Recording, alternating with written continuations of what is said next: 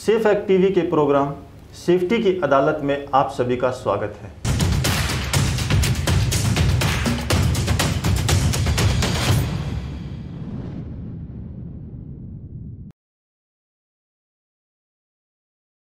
Safety की अदालत एक ऐसा प्रोग्राम है जिसमें सेफ्टी डिपार्टमेंट के अनुभवी लोगों के साथ हम अपने एक्सपीरियंस को शेयर करते हैं।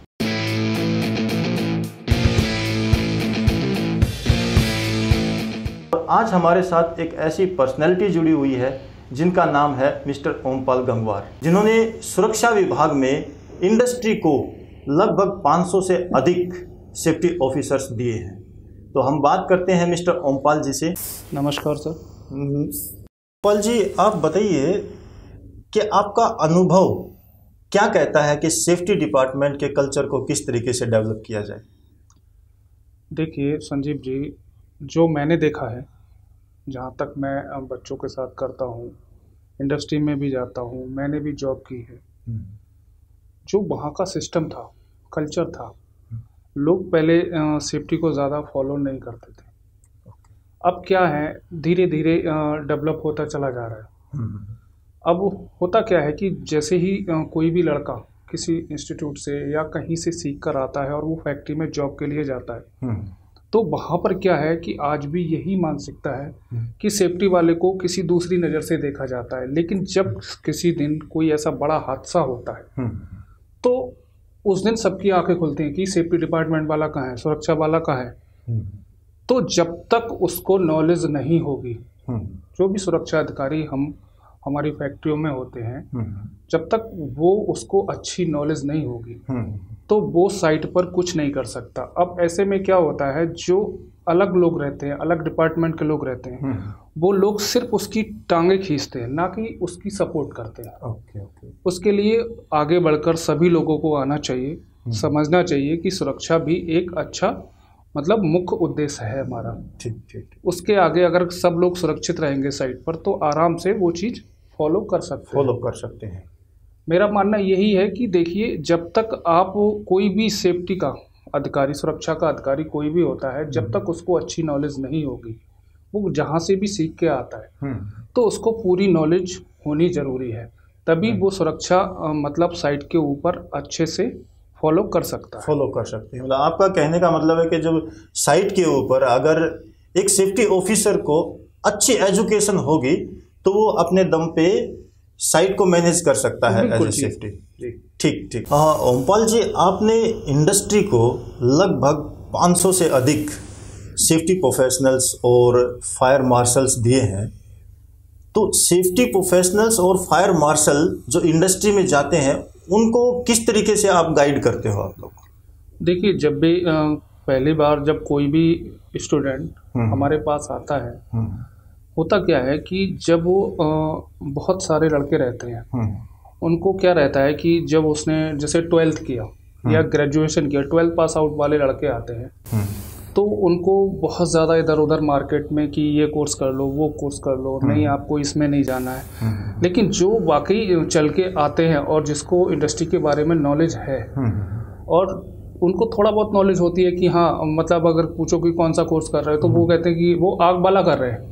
आग वाला एक्चुअल लोगों को यही नहीं मालूम है, सिर्फ माइंड में यही सेट करके बैठे हुए हैं कि वो तो आग वाला है, उसमें तो सिक्योरिटी वाले करते हैं। लेकिन इन चीज़ों से बिल्कुल अलग हटकर अपना एक सुरक्षा का भी डिपार्टमेंट है, एक अपना आग का भी डिपार्टमेंट है, जिसको हम लोग फायर एंड सेफ्टी के लिए बोलते हैं। ठीक। तो जैसे ही हमारे पास जो बच्चे आते हैं तो उनको हम बाकायदा ट्रेन करते हैं, उनको मतलब किताब की नॉलेज भी देते हैं, प्रैक्टिकल की नॉलेज देते हैं, डॉक्यूमेंटेशन की नॉलेज देते हैं और उनको अच्छे से गाइड करके इसके साथ साथ बाहर से भी हम फैकल्टी को बुलाते हैं। आपका इंडिया में और इंडिया के बाहर भी, गल्फ की भी काफ़ी सारी मतलब फैकल्टीज आती हैं और वो बच्चों को गाइड करके जाती हैं। और जब वो फैक्ट्री के अंदर जाते हैं, मेन चीज़ होता क्या है, जैसे अभी मैं थोड़ी देर पहले कह रहा था, जब तक उसको किसी भी को नॉलेज नहीं होगी, जब तक आप उसको पूरी तरीके से नॉलेज नहीं देंगे तब तक वो उस पर वो फोकस नहीं कर सकता। एक्सीडेंट होने के चांसेस बहुत ज़्यादा बढ़ जाते हैं। होता क्या है कि जब किसी फैक्ट्री में जब एक्सीडेंट होता है तभी सेफ्टी वाला याद आता है, लेकिन अगर हम उस चीज़ को पहले से ही फॉलो करेंगे छोटी छोटी ट्रेनिंग्स होती है। अब होता क्या है कि जब मैं किसी फैक्ट्री में गया बंदा, तो वहाँ का मैनेजमेंट क्या सोचता है कि मेरा अपना काम निकलना चाहिए, बाहर में जाए ये सब कुछ, तो ये चीज़ें, ये मानसिकता नहीं होनी चाहिए। तो इस मेंटेलिटी को आप किस तरीके से दूर कर सकते हैं? अगर इंडस्ट्री में मान लीजिए अगर आप खड़े हो वहाँ साइट के ऊपर और सामने वाले की मेंटेलिटी यही है कि अरे सेफ्टी वाला आ रहा है, उसको थोड़ा सा दूर करो, उसको हटाओ यहाँ से, तो किस प्रकार उसको दूर कर सकते हैं? उसके लिए सबसे बढ़िया अच्छा तरीका यही होता है कि आप मैनेजमेंट से बात करें और आप सुरक्षा के बारे में ज़्यादा से ज़्यादा उनको समझाएं और बताएं कि सर अगर देखो, अगर हमारी जो यहाँ पर लेबर या इंजीनियर सुपरवाइजर जो भी हैं वर्क कर रहे हैं, अगर यहाँ पे किसी को भी कुछ हो जाता है तो उस पर काम पर बहुत बुरा असर पड़ता है हम लोगों के ऊपर। ठीक ठीक ठीक। तो कहीं ना कहीं इससे आपको हानि होती है। अभी ओमपाल भाई आपने एक बात बोली कि सिक्योरिटी वाले का काम होता है, ये तो जो आग बुझाना और ये सब है, ये एक सिक्योरिटी वाले का काम होता है। जी जी। आप सेफ्टी और सिक्योरिटी में क्या अंतर समझते हैं?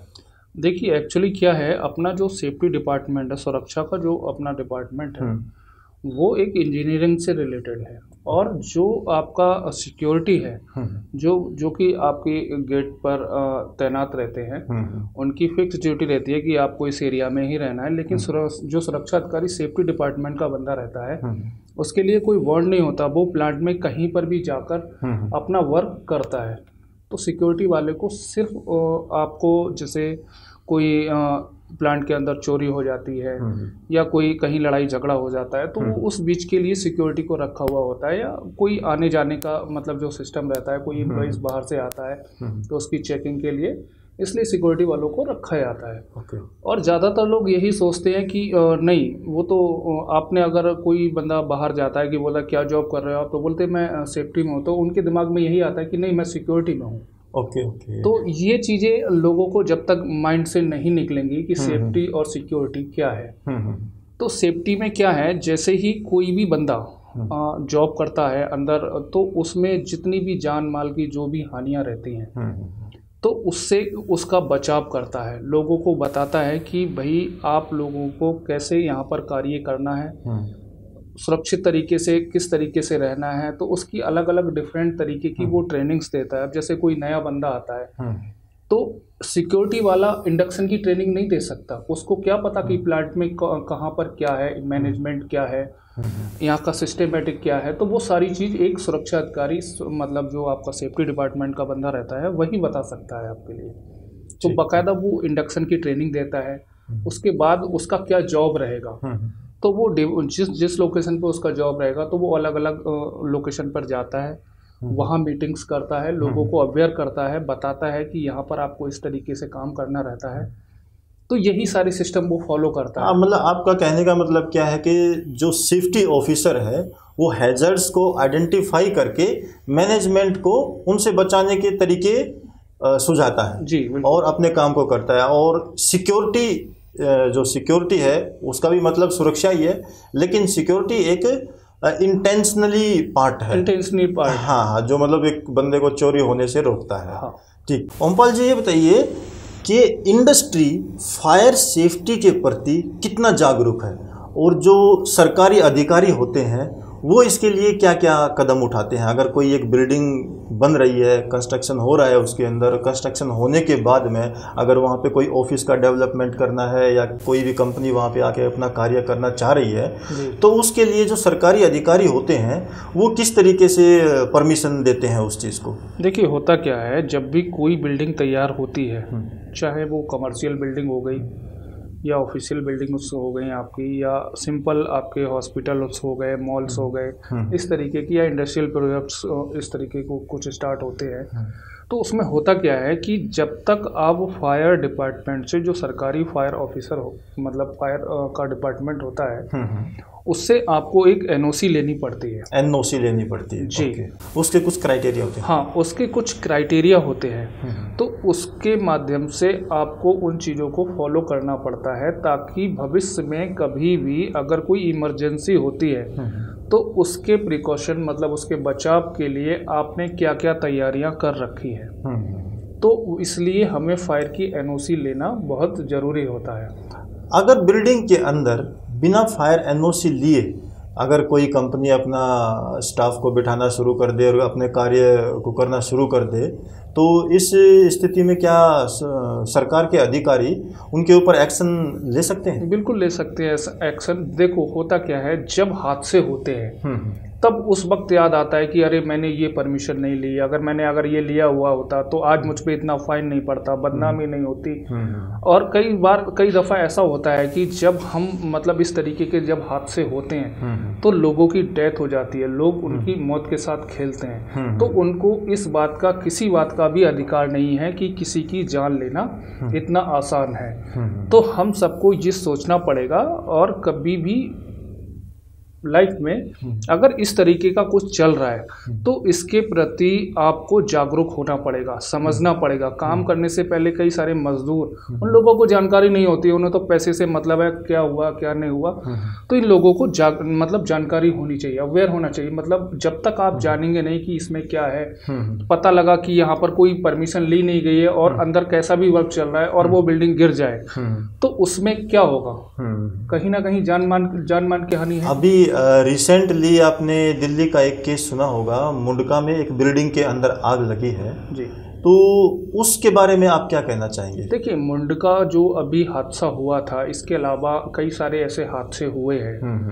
हमारी बरेली में भी एक हादसा हुआ था, 1-2 साल पहले की बात है, केमिकल प्लांट हुआ था, और आपका भी जस्ट ये मुंडका वाला, ऐसे कई सारे हादसे हैं। तो उसमें कहीं ना कहीं शासन प्रशासन जो रहता है उसकी छोटी मोटी तो कमी रही है। अगर वो उसको प्रॉपरली डायरेक्टली मतलब जाके उसको प्रॉपर चेक करती है तो इस तरीके के हादसे से हम बच सकते हैं। कहीं ना कहीं प्रशासन को इसमें थोड़ा सा सख्त कदम उठाना पड़ेगा। होता क्या है कि जब मैं किसी के लिए ब्लेम तो नहीं कर सकता और ना ही करूँगा, मैं बस इतना कहना चाहूँगा कि कई सारी कमियां हैं। जब तक प्रशासन उस चीज़ पे सख्त कदम नहीं उठाएगा तब तक पब्लिक उस चीज़ को नहीं मानने वाली। हर फैक्ट्री वाला, हर एक वर्कर उसमें काम करने वाला बस यही सोचता है कि अपना काम निकला, बाढ़ बाढ़ में जाए जनता। तो ये सबसे पहले मेंटेलिटी ख़त्म करनी पड़ेगी। सुरक्षा के साथ किसी को भी खिलवाड़ नहीं करना है, चाहे वो किसी भी लेवल का हो, चाहे सरकारी है चाहे प्राइवेट है, अर्ध सरकारी है, कोई भी है, जान सबके लिए प्यारी है। ओमपाल जी, बहुत अच्छी आपने जानकारी दी इस चीज़ के लिए कि सरकारी अधिकारियों का थोड़ा सा जो प्रशासन होता है उनका थोड़ा सा ध्यान नहीं होता है, तभी इस तरीके की घटनाएं होती हैं जी।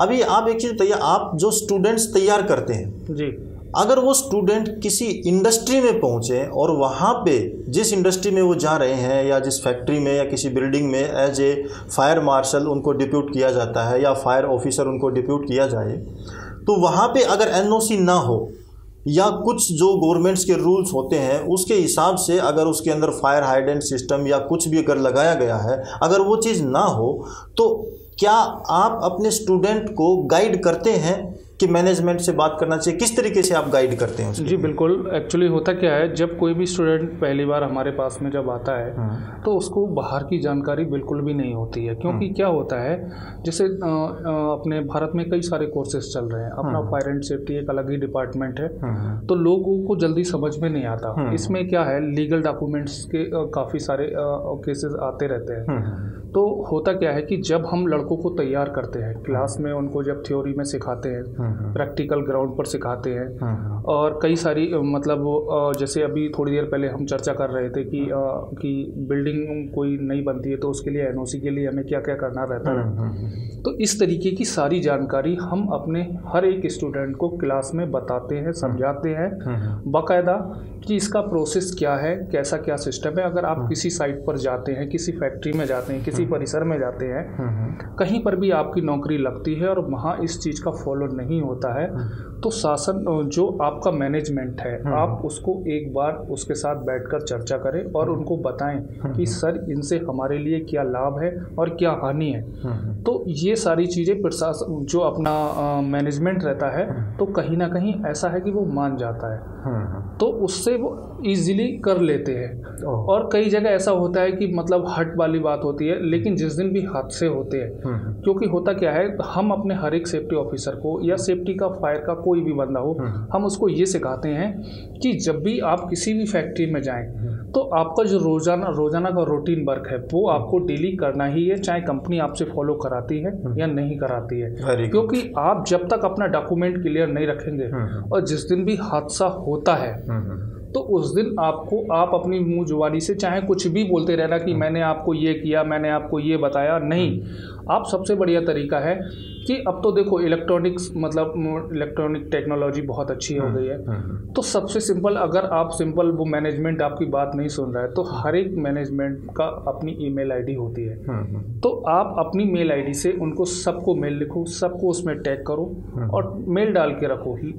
और जिस दिन भी, मालिक ना करे किसी के साथ ऐसा कोई हादसा होता है, लेकिन जिस दिन भी हादसा होगा तो आपको सिर्फ आपने जो लाइनें लिखी हुई हैं, आपने सबको टैग किया हुआ है, उस दिन आप सेफ होते हो और सामने वाला रॉन्ग होता है। और लेकिन एक चीज़ बताइए ओमपाल जी कि खाली लिख के देने से क्या सफिशिएंट है? नहीं, लिख के देने से सफिशिएंट नहीं है। मैंने अभी आपसे ये कहा कि कई दफ़ा ऐसा होता है कि कोई मैनेजमेंट बड़ा हट्टू टाइप का, मतलब हट दिखाता है कि नहीं कुछ भी नहीं होगा, जो होगा देखा जाएगा, प्रशासन को पैसे देंगे और ये ऐसा इस तरीके से कर देंगे। तो ये मेंटेलिटी बहुत ज़्यादा गलत है। तो अगर अब किसी को ज़बरदस्ती तो नहीं कर सकते, अब एक सेफ्टी वाले को भी ये लगता है कि नहीं मेरी अगर जॉब नहीं रहेगी, इसने कंपनी से निकाल दिया, तो वो भी 4 पैसे के लिए अपने काम कर रहा है। लेकिन हाँ, कहीं ना कहीं वो उस चीज़ को गलत करते हैं, तो वो उनको समझाने की एक बार कोशिश करता है, एक बार करेगा, 2 बार करेगा, 4 बार करेगा, वो उनको करना ही पड़ेगा। और आजकल इंडस्ट्री में ज़्यादातर सारे नॉर्म्स मान लेते हैं, कोई ऐसी दिक्कत अभी तक तो आई नहीं है। लेकिन अगर ऐसी आती है तो कहीं ना कहीं हम अपने लड़कों को पूरी तरीके से सेट करके ही भेजते हैं। जब हम किसी इंडस्ट्री में उतारते हैं तो उनको बाकायदा ट्रेंड किया हुआ होता है कि साइट पर जाकर आपको वर्कर्स को कैसे अवेयर करना है, इंजीनियर सुपरवाइजर को कैसे अवेयर करना है, लोगों के बीच कैसा वातावरण पैदा करना है। जब तक वो उस चीज़ के बारे में जानेगा नहीं, समझेगा नहीं, तो वो कुछ नहीं कर पाएगा। मेन चीज़ यहाँ पर सिर्फ यही निकल के आती है, जो भी आप सेफ्टी वाले को तैयार करते हो उसको कूट कूट के आपको नॉलेज भर के देनी पड़ेगी, नहीं तो वो कहीं ना कहीं मार खा जाएगा। Very good.